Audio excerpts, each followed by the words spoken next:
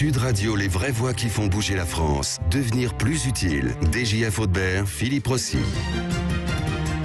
Bonsoir à vous, 19h27 sur Sud Radio. Chaque mercredi soir, c'est devenir plus utile. C'est la mission sur Sud Radio que l'on s'est donnée avec vous, mon cher DJF Audebert. Bonsoir. Bonsoir Philippe, bonsoir à tous. Toujours prêt pour l'utile et l'agréable au service du bien commun. Et ce soir, on apporte notre pierre à l'édifice The Stone, avec en plus le sol, les murs et tout le reste, et vous allez comprendre pourquoi. Allez, une contrepartie d'ailleurs à notre présence pour rendre notre monde meilleur. Alors, l'utilité, c'est le principe que toute action doit être acceptée ou désavouée selon sa tendance à augmenter ou diminuer le bonheur des parties en présence. Mon cher DJF Audebert, j'ai une question à vous poser, elle est simple. Quel est le thème du jour ? Devenir plus utile dans l'architecture et l'habitat. Il y a aussi du boulot, il faut. Ah oui, on y va avec sa pioche et son marteau. Et non pas sa faucille. Voilà, on va parler des constructions. Est-ce qu'il y a des habitats Construire, détruire, reconstruire, les bons plans et les mauvais plans. Beau, moche, pratique, ergonomique, agréable à vivre. L'architecture, c'est tout ou rien. Et ceux qui sont derrière la planche à destin, pas à dessin, mais à destin ou à dessin, portent une grande responsabilité pour notre bien-être et notre cadre de vie. Mais quoi qu'il arrive, c'est promis, on ne leur jette pas la pierre. Alors, vous avez reconnu la chanson de Michel Polnareff, évidemment, dans une maison vide. Alors, mon cher DJF, quelles sont donc les questions que l'on doit se poser ? Alors, la maison ne restera pas vide, être nos invités bien longtemps. Après les questions, l'architecture d'hier a-t-elle failli un peu ou beaucoup ? Comment l'architecture peut-elle contribuer à rendre un cadre de vie utile et agréable aux citoyens ? Les architectes ont-ils aussi une responsabilité sociale qu'ils ont un peu négligée pendant un temps ? Quelles sont à présent les réflexions incontournables à mener avant de créer un bâtiment, quel qu'il soit ? Et enfin, l'architecture donne-t-elle le ton à une nation ? Et donc à ces questions des réponses évidemment que nous allons explorer tous ensemble avec DJF Audebert mais également avec nos invités. Je vous les présente, l'architecte spécialiste des tours et façades végétalisées, la tour de la biodiversité notamment Édouard François, Dominique Gauthier du cabinet d'architecte Gauthier-Conguet et associé qui vient notamment de réaliser le plus grand co-living en France à Marseille pour Babel Community, et puis Stéphane Calmar, architecte, président de la branche professionnelle nationale des professions de l'architecture et de l'urbanisme. Bonsoir à vous trois.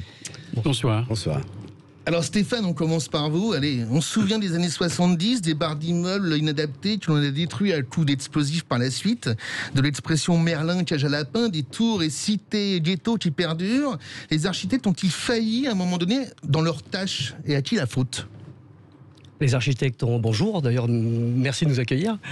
Les architectes ont failli dans leur tâche, je dirais que non. Ils ont participé peut-être à une forme d'échec, mais on va dire que les maîtres d'ouvrage, ce qu'on appelle les clients, les financeurs, ont une part de responsabilité qui est plus importante que l'architecte, parce que lui-même est censé penser l'espace en amont du projet.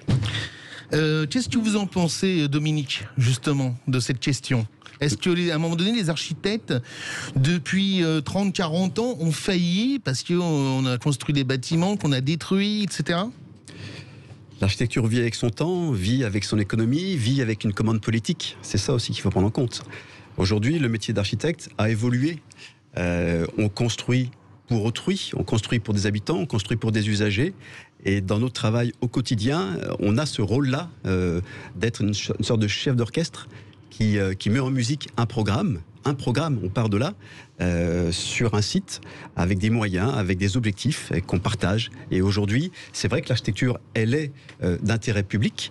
C'est une expression aussi de la culture. On veut faire de la beauté et on veut faire en sorte que les gens soient bien. Et quand on commence à travailler, la première question qu'on se pose, que je me pose, c'est ce serait quoi bien vivre ici ? Ce serait quoi bien habiter ici, dans ce quartier ou dans cette ville ? Alors ça, c'est la question que vous posez, mais est-ce que tout le monde se la pose ? Édouard François, vous avez, dès 1990, eu l'idée de faire des tours Flower. The Tower Flower, c'était en 2002, et vous avez fait des tours végétalisées. Comment vous est venue cette idée incroyable ? En 1990, vous étiez, on peut dire, un vrai précurseur. Oui, je pense que j'étais un précurseur, mais en fait, si vous voulez, c'est en regardant un peu les tendances de la société qu'on voit très bien dans l'art, parce qu'en fait, il ne faut pas lire dans son propre marteau-café, mais il faut lire dans le marteau-café des autres, les artistes. Et j'ai vu venir cette tendance à des problématiques contextuelles, à faire des choses qui sont plus faites pour aller dans un endroit particulier, non pas qui vocation à se répéter, un peu comme l'architecture des années 70, comme on disait. La difficulté de ces années-là, c'est la vision internationale qu'avait la société. Donc un bâtiment avait la même valeur plantée à Sarcelles qu'à New York, qu'à Honolulu, qu'à Hawaï ou que sur une plage. Donc ça a donné un certain nombre d'erreurs, d'autant plus appréciables aujourd'hui qu'aujourd'hui on est dans des problématiques contextuelles qui sont des problématiques opposées. Donc plutôt que de parler des années 70 et faire un anachronisme, c'est-à-dire juger quelque chose qui finalement qu'on n'a pas fait et dans lequel on n'a pas participé, il vaudrait mieux s'interroger sur aujourd'hui. On va s'interroger sur aujourd'hui, évidemment, mais pour comprendre le présent, faut revenir un peu vers le passé. Stéphane Calmar, est-ce que, à un moment donné, il y a l'ego de certains architectes qui l'a emporté sur la véracité d'un projet ou son utilité ? Donc cette question tombe sur moi ? Bah oui, je suis désolé. Allez pas venir. C'est vrai. Vous prenez le plus jeune. Bravo. Bien sûr que c'est. Tu veux me renvoyer la balle ? Non, pas du tout. D'autant plus que comme on se connaît très bien et que ça a été un maître pour moi entre guillemets. Donc l'ego, bien sûr. Des architectes à jouer dans la qualité de l'espace qui a été créé, l'espace de la ville et la qualité architecturale. Après, je reviens encore à une chose essentielle, c'est qu'aujourd'hui, c'est plutôt notre manière d'habiter l'espace et le monde qui est l'enjeu fondamental. Et là, le rôle de l'architecte est très important. Je dirais que le passé, les ingénieurs ont joué un rôle, les maîtres d'ouvrage aussi, et les usagers aussi. Donc l'architecte, il faut le voir de manière bénéfique. D'accord, mais est-ce qu'il y a quand même des architectes, des fois, qui dessinent, à qui on ne peut pas dire non, parce qu'ils ont une telle notoriété internationale ou nationale, et qui laissent libre cours à leur créativité, sans même penser aux gens qui vont habiter ce qu'ils vont créer, soit le quartier, soit l'immeuble, soit la maison. Dominique ? Ça tombe sur vous. Pour compléter ce que je viens de dire précédemment, je me considère plus comme un producteur que comme un auteur. Voilà. Mais après, on fait aussi de l'architecture parce que c'est le patrimoine de demain. Donc on a aussi cette notion-là, de dire comment ce bâtiment-là que je vais construire pour d'autres, oui, mais comment ce bâtiment-là va vieillir, va se comporter dans le temps, quelle image il aura dans quelques années. Ensuite, je pense que justement la question de l'auteur, de la signature, c'est autre chose. Ça vient parce que effectivement le bâtiment sera remarquable, parce qu'il est bien habité, parce qu'il est bien employé, parce qu'il vieillit bien. Édouard François, qu'est-ce qui vous a donné l'idée quand même, on en revient tout à l'heure à cette question, de mettre des plantes et des arbres et de devenir le spécialiste des plantes et des arbres sur les façades, sur les toits et un peu partout, notamment la Tower Flower dans le 17e arrondissement à Paris, et partout ailleurs, avec des pots, avec des arbres, des pots de terre, etc. sur les façades. Alors, quand j'ai commencé à faire ça dans les années 80, une démarche qui a abouti, a été construite dans les années 90, j'avais un dégoût profond de l'architecture. C'est-à-dire qu'en fait, tout ce qu'on produisait était pour moi inintéressant et c'était la fin en fait de ce qu'on appelle le monde moderne avec ses certitudes qui sont une vision internationale, une pensée avec beaucoup d'abstraction dedans, une vision techniciste, une vision industrielle de l'architecture qu'on retrouvait dans tous les sujets, dans la bouffe. Aujourd'hui, je dis, mal bouffe, mal construire, même combat. On bouffe aussi mal qu'on construit. Faut le savoir. Donc on a des pendants, il y a des ponts. On n'est pas tout seul, pauvre architecte, en train de faire des bâtiments dégueulasses. Non, il y a toute une série de personnes qui dérapent avec cette fin du monde moderne qui est très difficile. Vous pensez... Et donc, moi, ce qui m'a intéressé, c'est d'abord, je ne voulais pas construire en ville, je suis allé construire à la campagne, et j'avais envie de faire un statu quo. C'est-à-dire qu'en fait, j'ai commencé par faire des hameaux de gîtes dans la Sarthe, et je voulais que ça soit un ni de la construction, ni de la nature. C'était la nature qui devenait de la construction, et la construction de la nature. C'est une sorte de forme de transition, comme ça, dans un acte qui était finalement très respectueux de ce qui existait. J'avais une notion de ne plus consommer le patrimoine, qui est un patrimoine qui peut être visuel, paysager, naturel. Alors, on peut dire que vous avez eu le nez fin, parce que bientôt, est-ce qu'on pourra encore imaginer dans quelques années des bâtiments où il n'y aura pas une sorte de végétalisation du bâtiment? Il y a une espèce d'injonction à me copier partout dans tous les PLU. Il y a marqué il faut faire des façades végétalisées. Qu'est-ce que ça apporte concrètement pour la personne qui habite dans le logement? Alors, moi, je peux vous raconter des expériences. Quand j'ai fait Tower Flower, il y avait 450 pots de fleurs avec des bambous. Et c'était des bambous Simili-salsa japonica. C'est des bambous qui ont des grosses feuilles. Et quand il y a du vent, les feuilles se frottent et ça bruisse. Et les gens me disaient, on a eu l'impression, notre première nuit, de dormir dans un arbre, parce que les feuilles bruissaient. Ils avaient été en été qu'on a livré. Et pour eux, c'était ça. Et puis, il y a des problèmes de filtration, il y a des problèmes de chaleur. Justement, ça aide. Actuellement, si vous voulez.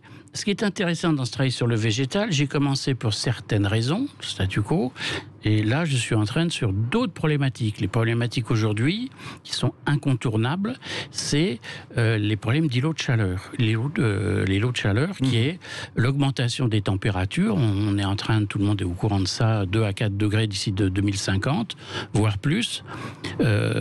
Et en même temps, on va passer de 4 jours et demi à 45 jours de canicule. Et la seule et unique manière de lutter contre ça à l'échelle de l'urbanisme et de la ville, c'est l'hyper-végétalisation et l'hyper-perméabilité des sols.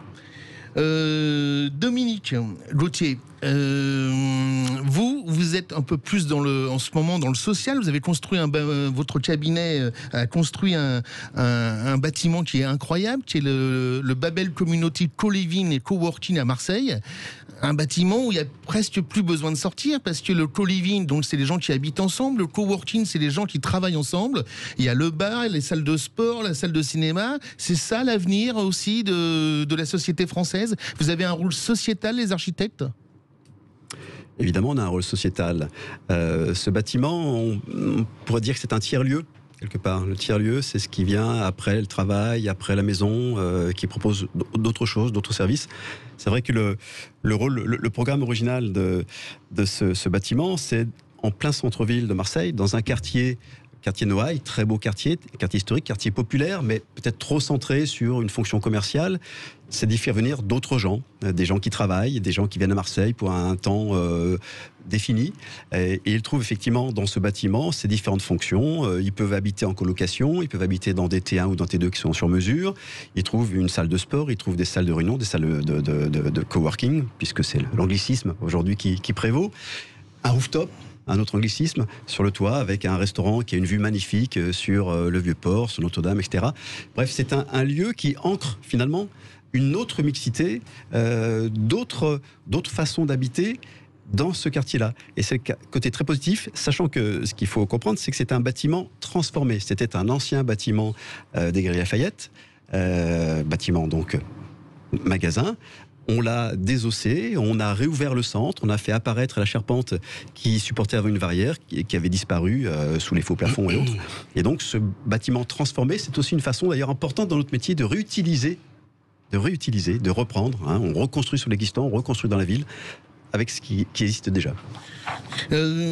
Stéphane Calmar, juste avant la publicité, une question. Est-ce que le social maintenant, on ne peut plus se passer du social quand on pense à faire un bâtiment, le côté social, le côté rendre service aux gens? Bien sûr, puisqu'on vient d'inventer il y a quelques mois la notion de maîtrise d'usage, pour que l'usager ait son mot à dire sur l'impact de l'esthétique des bâtiments, et que l'architecture, c'est d'abord la mise en œuvre d'une poésie et de raconter une histoire. Je vais terminer quand même par faire une petite digression. Non, c'était bien la poésie, j'adorais. Oui, je sais. C'est pour vous aussi, je dis ça. Non, c'est pas vrai. Mais pour faire une petite digression à ce que vient de dire Édouard, c'est la relation au monde du vivant qui va être très importante, et ça veut pas dire planter un arbre sur un toit, c'est juste la relation au monde du vivant. Les architectes ont toutes les capacités et les compétences en lien avec les autres acteurs de l'acte de construire pour mettre en œuvre ce qu'ils veulent. On va se retrouver dans quelques minutes. On reste avec nos invités, évidemment. Dans quelques instants, on trouvera Frédéric Morin, fondateur de Gobo House, voilà, qui n'est pas loin et qui va venir s'installer, DGF. Oui, il est là, il fait des maisons en bois et il va nous raconter un petit peu comment on peut en avoir dans son jardin, dans son potager. Il nous livre les maisons clés en main. Voilà, devenir plus utile avec DJF Audebert et nos invités. Ne bougez pas, on revient très vite. Et avec Philippe aussi. Voilà, à tout de suite. Plus utile sur Sud Radio ce soir, devenir plus utile dans l'architecture et l'habitat. D'où ce petit clin d'œil avec Claude François, évidemment. Je vous représente nos invités. Nous sommes avec l'architecte spécialiste des tours végétalisées, Édouard François, avec Dominique Gauthier du cabinet d'architecte Gauthier Conquet Associés, qui vient notamment de réaliser, eh bien, on en parlait il y a quelques minutes, le plus grand co-living en France à Marseille pour Babel Community. Stéphane Calmar, qui est avec nous, architecte, président de la branche professionnelle nationale des professions de l'architecture et de l'urbanisme. Et puis, je vous propose d'accueillir Frédéric Morin, fondateur de Gobo House. Bonsoir à vous, bonsoir. Frédéric Morin. Donc, bienvenue. Alors Frédéric, vous êtes le dernier à être arrivé, donc qu'est-ce que sont les Gobo House ? Gobo House, c'est de la construction de murs et modulaires hors site. Pour simplifier, on livre des murs ou des maisons ou des hôtels entièrement terminés à l'intérieur, ce qui veut dire qu'en livrant, en exagérant un petit peu, en livrant le matin à 8h, il est possible de prendre son repas le midi dans votre logement. D'accord. Et combien ça coûte en gros une maison comme ça standard ? Et on peut choisir son catalogue et quelle est l'utilité de ces maisons ? La question du prix est trop compliqué. C'est comme quand vous achetez une voiture, ça dépend des options et de ce que vous choisissez. Maintenant, sur le côté... le reste de la question, pardon. Eh ben, le catalogue oui, ou l'utilité de ce genre de maison par rapport à ce qui existait déjà avant. Alors déjà, on peut effectivement fabriquer son logement à l'aide d'architectes comme ceux présents ici ou d'autres, ou alors effectivement choisir dans un catalogue qui est le nôtre et qui va effectivement s'avancer. Et on pourra même dans quelques semaines ou mois chez nous configurer sa maison en ligne comme on configure une voiture sur Internet. Le côté utile, c'est d'avoir un peu avec la partie je veux mon produit acheté sur un site Internet dans les quelques heures ou les quelques jours qui suivent, c'est la rapidité d'action surtout. Alors, elles sont construites en bois et il y a pas mal d'habitats que vous concevez qui sont construits en bois. Où est-ce qu'on coupe et est-ce qu'on replante ? Alors le bois est principalement français à 90% et c'est du bois qui est certifié et qui vaut qu'un arbre coupé est un arbre planté. On va même un peu plus loin en plantant un arbre supplémentaire par logement produit chez nous. Alors Stéphane Calmar, juste avant la pause publicitaire, on parlait de l'habitat participatif et je vais vous poser la question à tous les trois. C'est vrai qu'on fait de plus en plus intervenir les habitants en amont de la construction d'un projet. Exactement, c'est-à-dire que notamment dans le logement social, voire les logements participatifs, on a ce qu'on appelle la maîtrise d'usage, que je le redis, même si c'est compliqué, mais c'est l'habitant qui participe comme avec l'équipe de maîtrise d'œuvre, à l'élaboration de l'espace, au choix esthétique, dans une collaboration totale. Édouard François, ça va même très très loin, parce que vous donnez la possibilité de... Je donne la possibilité de choisir les fenêtres, le type de fenêtre et où ils veulent. Parce qu'en fait, on est dans un système qui va à la paupérisation. Et donc, on a une quantité de fenêtres à mettre. Donc, nous, en tant qu'architectes, on n'a pas tellement le choix. Et je me suis dit que finalement, pour pallier à ça, on va offrir la possibilité aux gens de mettre autant de fenêtres qu'ils veulent. Et c'est des travaux supplémentaires. C'est un peu comme si vous voulez rajouter une galerie sur votre voiture ou un truc à l'arrière. Et donc, on fait ça. Ils peuvent rajouter des balcons si ça leur plaît, et on va même jusqu'à leur dire, vous pouvez choisir votre garde-corps, si vous voulez un garde-corps en verre, un garde-corps en briques, et ça donne des immeubles très intéressants. Et ce qui est curieux, c'est que les municipalités adorent ça, alors que ça va contre l'idée du permis de construire, parce que le permis de construire, c'est le contrôle de l'esthétique. Et donc, ils sont quand même contents. Ils sont contents. Et donc, plus il y a de fenêtres ouvertes, et mieux c'est. Plus il y a de fenêtres, plus c'est souriant, plus on a l'impression que l'immeuble il est investi par des habitants. Dominique Gauthier, la coopérative d'habitat, Kesako. On pourrait s'appuyer sur l'exemple des Suisses qui ont effectivement depuis de nombreuses années des coopératives d'habitat, c'est-à-dire que les futurs habitants sont des membres de cette coopérative et très en amont du projet travaillent sur la définition du programme, travaillent sur un certain nombre de besoins, disent on a envie de partager dans cet immeuble un atelier de bricolage, un atelier de réparation de vélo, une salle de jeu pour les enfants, une buanderie, ce qui est très, très fréquent là-bas, également des voitures qui sont en covoiturage. Donc ils définissent le programme et ensuite ils font effectivement le projet ensemble. Mais même en amont de ça, on doit souligner qu'avant même de construire un bâtiment, ce qui est important, c'est d'un point de vue urbain de réfléchir à un quartier. Et aujourd'hui, on travaille sur des projets urbains où la mobilité, alors il y a la mobilité, comment on se il y a le déplace, déplacement, mais il y a les espaces publics aussi. Qu'est-ce qu'on veut, comment on va vivre dans ce quartier. Et donc, il y a un travail important en amont de la construction même. Alors justement, j'ai une question à vous poser à tous, les uns après les autres et d'une manière pas trop longue. Comment inventez-vous les bâtiments de demain? Et est-ce que les nouveaux outils comme la 3D, les logiciels, l'intelligence artificielle vous aident vraiment en amont à construire des bâtiments utiles? Alors nous, on travaille, Édouard François. On travaille entièrement en réalité virtuelle, donc on peut se déplacer dans les projets qu'on fait, et c'est très intéressant pour communiquer ces bâtiments avec les usagers, les futurs acquéreurs, les mairies.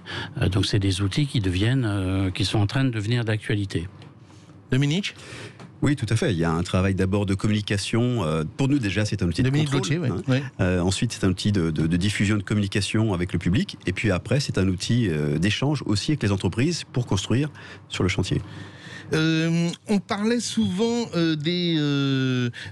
Stéphane Calmar, on parlait souvent de l'ingérence des fois de gens qui ne devraient pas avoir d'ingérence dans certains projets et surtout notamment leur changement d'avis sans arrêt. Enfin, des gens qui changent d'avis sans arrêt. D'abord, ils veulent une cage d'escalier là. Après, voilà. Est-ce que ça handicape justement la faisabilité d'un bâtiment dans des bonnes conditions? De qui parlez-vous, monsieur Audebert? Mais je sais pas. Du client. Jamais un architecte n'irait critiquer son client. Enfin, bien sûr que c'est la responsabilité de la maîtrise d'ouvrage, ce qu'on appelle le client, d'une manière plus succincte et totale, au regard du travail qui est demandé dès le départ d'un projet. Par contre, ce que je voudrais rajouter quand même aujourd'hui, c'est suite à des deux interventions précédentes, c'est l'importance des jeunes femmes, des jeunes dans la profession, et des anciens et la transmission. Aujourd'hui, on travaille en collaboratif. On revoit ressurgir des équipes pluridisciplinaires se monter pour créer des projets, puisque les concepteurs, architectes, designers, paysagistes sont des êtres innovants, passionnés et passionnants. Alors, est-ce qu'on peut dire que, Dominique Gauthier, je vous réitère la question, des gens qui n'ont rien à voir dans un projet, des fois, ou pas grand-chose, mais qui ont le pouvoir de l'argent, arrivent là et handicapent l'utilité d'un projet jusqu'à sa conception finale? Je sens que Édouard François veut intervenir. Nous sommes dans un métier d'ingérence totale. Et permanente. C'est permanente, mais c'est affolant. Ça commence par le législatif. Toutes les 10 minutes, on nous fait une nouvelle loi. Par exemple, l'année dernière, les acquéreurs touchaient de l'argent s'ils mettaient une chaudière gaz. Cette année, c'est fini, plus de gaz. Et ça change. Vérité hier, connerie le lendemain. C'est tellement abracadabrant qu'on en arrive à ne plus avoir aucune éthique. On a une réglementation qu'on respecte et l'éthique, on n'a pas le temps de la mettre en œuvre parce que c'est trop compliqué. Ingérence des mairies, ingérence des promoteurs, ingérence terrible des circuits de vente. C'est-à-dire, c'est un produit, vous dessinez des logements et vous avez des réseaux qui vendent ces logements et qui veulent vendre un produit bien calibré. Dès qu'il est un peu différent, ça ne les intéresse pas. Donc si ça ne se vend pas, l'opération est arrêtée.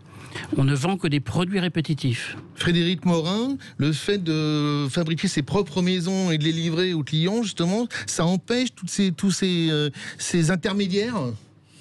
Non, mais en fait, les produits que l'on fabrique peuvent être fabriqués sur mesure pour le client, et on subit les mêmes choses au final. Tous, qu'on soit architecte pour vous, tous ou fabricant pour nous, on a les mêmes contraintes pour tous. Nous, on peut fabriquer et faire choisir le client jusqu'au début de la fabrication. Une fois que c'est lancé, on ne peut plus rien changer chez nous. Comment l'architecture peut devenir plus utile, Édouard François? L'architecture peut devenir plus utile à la condition que les gens aiment leur profession. Moi, je dis quelle différence il y a entre un bon bâtiment ou un beau bâtiment et un bâtiment raté? C'est qu'un bâtiment qui est beau, c'est un bâtiment qui a été aimé. Son concepteur, il a mis des attentions, il a pensé, il a ouvert les portes, il a regardé où étaient les radiateurs, il a aimé son bâtiment. Et il y a des bâtiments dont on a parlé tout à l'heure qui sont des bâtiments qui n'ont pas été aimés. Et cela, ça se sent. Il y a un travail inhumain dedans. Hein, et donc, aimons les bâtiments et aimons notre travail. Dominique Gauthier, comment on peut devenir plus utile dans l'architecture? Déjà en prenant soin de la planète, en prenant soin de notre santé.